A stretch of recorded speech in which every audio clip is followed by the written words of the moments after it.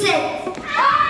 Le projet, c'est un atelier qui a été proposé à 4 classes de saut qui viennent de 3 écoles différentes et qui a donc été imaginé à partir du spectacle de jeunes publics du collectif Das Plateau, donc une adaptation du Petit Chaperon Rouge des frères Grimm.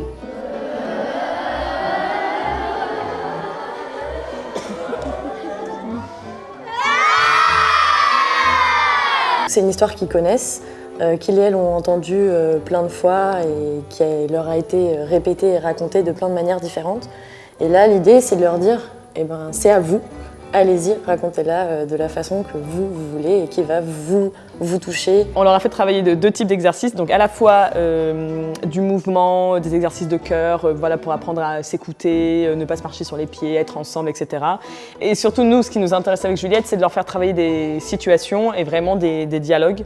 Donc on a fait des allers-retours comme ça entre improvisation, texte et ensuite on monte la scène. Moi j'aimais bien quand ils nous faisaient des commentaires. Par exemple, tu pourrais le jouer un peu comme ça ou un moment je dois faire une grande réplique où je montre qu'on a un grand projet et puis en fait je dois inciter les gens à applaudir et j'aime bien. Partir sans rien dire aux adultes. Chanter l'aventure. L'aventure avec un grand A.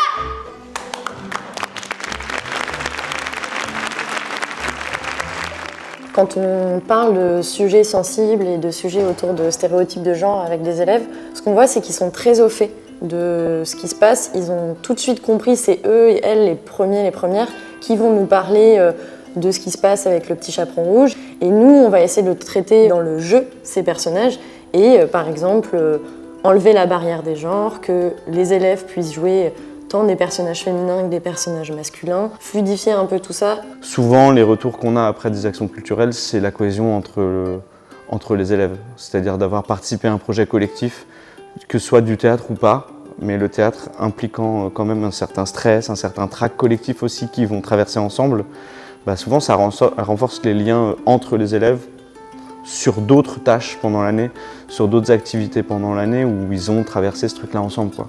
Moi, ce que je trouve très important, et on en parle beaucoup avec Mathilde pendant les ateliers, c'est évidemment la confiance en soi. Et on a vu comment, tout au long de l'atelier, certains élèves s'étaient vraiment révélés, avaient vraiment combattu peut-être leurs peurs, leurs a priori, de parler devant tout le monde, de parler fort. En fait, ce qui est bien, c'est qu'il y en a qui se découvrent aussi, qui ne s'attendaient pas à avoir ce goût-là, de parler fort, de tout d'un coup, la joie de faire rire 500 personnes, c'est exceptionnel. Le truc que j'ai préféré, c'est quand là on est arrivé, qu'on est monté sur scène et que tout de suite il y a eu les lumières sur nous. J'étais stressée et je pensais à mes répliques en me disant n'oublie pas, fais bien ci, fais bien ça, mets-toi face public, parle fort. Et voilà.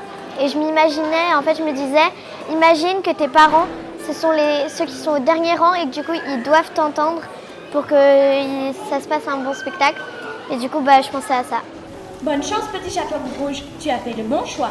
Mensonge, mensonge, mensonge.